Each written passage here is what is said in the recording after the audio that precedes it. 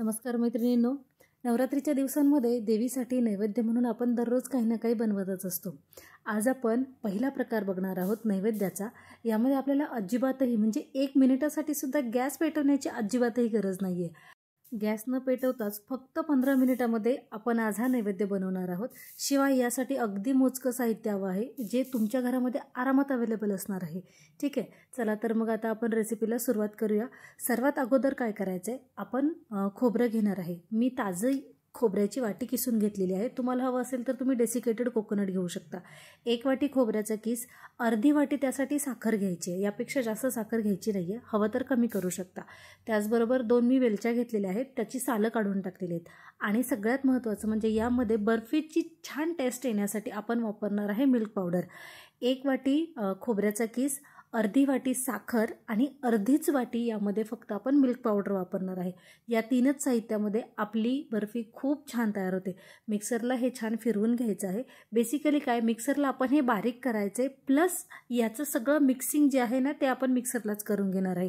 आता मिक्सरला फिरवून घेतल्यानंतर ज्या छोट्या छोट्या गोठळ्या दिसत आहेत ना, त्या आपण चमच्याच्या मदतीने फक्त मोडून घ्यायचे आहेत। आणि सगळ्यात महत्त्वाची गोष्ट म्हणजे यामध्ये आपल्याला वापरायचं आहे दूध। बाइंडिंगसाठी आपण जे दूध वापरणार आहे ना, ते खूप कमी लागतं। मी पाव कप दूध घेतलं होतं, पण मला ते तेवढंही पाव कप दूध लागलेलं नाहीये। आपण साखर विरघळली जाते, मेल्ट होते, म्हणून मग दूध हळूहळू मिक्स करत जायचं आहे। जर तुम्हाला हवं असेल तर तुम्ही 1-2 चमचे दूध सुरुवातीला घालायचे। ते कसं मिक्सिंग होतंय त्यानुसार मग तुम्ही ही बर्फी बनवायची आहे। मी 2-3 वेळा अगोदर बनवली होती, त्यानुसारच मग मी डायरेक्टली पाव कप जो दुधाचा कप घेतला होता त्याने घालून घेतलेली आहे।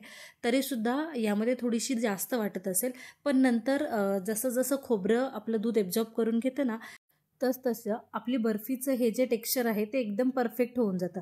आता यामध्ये तुम्ही तुमच्या आवडीनुसार ड्रायफ्रूट्स घालून घेऊ शकता। मी या ठिकाणी ड्रायफ्रूट्स कट करून घेतलेले आहेत।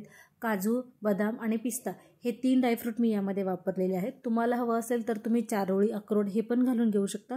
म्हणजे मुलांच्या आवडी-निवडी न बघता आपण त्यांना हे खायला घालू शकतो, म्हणूनही यामध्ये ड्रायफ्रूट्स थोडेसे जास्त प्रमाणामध्ये मी घालून घेतलेले आहेत। आता हे सगळं छान मिक्स करून झालं की मग आपण याला सेट करायला ठेवायचं आहे। एका वेगळ्या भांड्यामध्ये आपण याला सेट करायचे। म्हणजे तुम्हाला जर याला लाडूचा आकार द्यायचा असेल तर तुम्ही आरामात याचे लाडू बनवू शकता, पण मी लाडू न बनवता बर्फीच्या वड्या बनवणार आहे, म्हणून मग मी डब्यामध्ये बटर पेपर ठेवलेला आहे आणि त्यावर हे मिश्रण काढून घेणार आहे। डब्यामध्ये बटर पेपर लावला की ते पटकन निघलं जातं ना, म्हणून मग मी बटर पेपर लावलेला आहे। जर तुमच्याकडे बटर पेपर नसेल तर काही हरकत नाही आहे। यामध्ये तुम्ही खाली थोडंसं तूप लावून घ्यायचे आणि त्यावरच ही बर्फी सेट करून घ्यायची। अगदी आरामात निघते, काही प्रॉब्लेम येत नाही।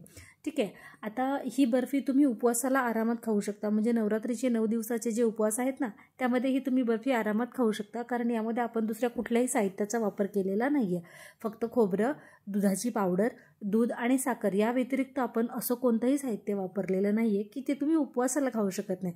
म्हणूनच हा आपला उपवासाचा पहिला पदार्थही तयार झालेला आहे। देवीच्या नैवेद्याबरोबरच आपण उपवासाचा एक पदार्थसुद्धा तयार करून घेतला। आता हे सेट करून झालेलं आहे। जेव्हा आपण हे सेट करून घेतो त्याचवेळी यावरून थोडेसे काजू बदाम चॉप केलेले जे आपण भुरभुरून घेतले, तर ते दिसायलाही छान दिसतात आणि चवीला अप्रतिम लागतात।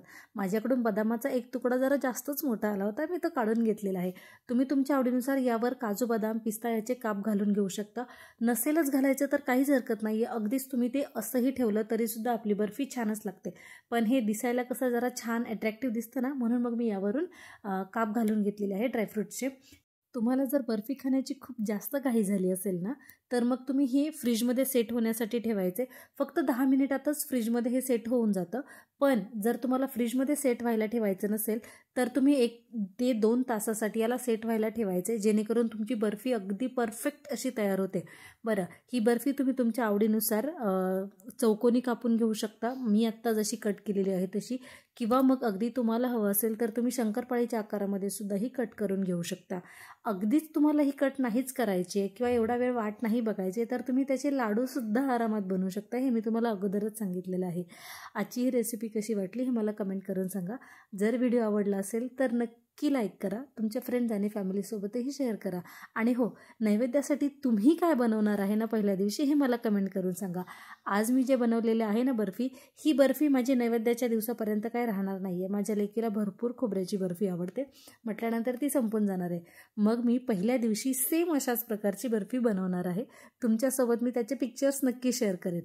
आपला चॅनल इन्स्टावर पण आहे, तिथे जाऊन तुम्ही चेक करू शकता आणि त्याचे फोटोज मी तुम्हाला इन्स्टावरती शेअर करेल. नैवेद्यासाठी तुम्ही काय काय बनवणार आहात ना हे मला कमेंट करून सांगा, म्हणजे त्याचे व्हिडिओजसुद्धा मी तुमच्यासोबत नक्की शेअर करेल. हा आहे आपला पहिल्या दिवशीचा नैवेद्य.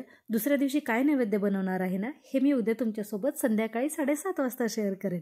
यासाठी आपल्या चॅनलला इंस्टाग्रामवर जर तुम्ही मला फॉलो केलेलं नसेल तर त्याची लिंक मी तुम्हाला खाली डिस्क्रिप्शन बॉक्समध्ये देते, तिथे जाऊन नक्की चेक करा आणि इंस्टाग्रामवर सुद्धा फॉलो करा. धन्यवाद.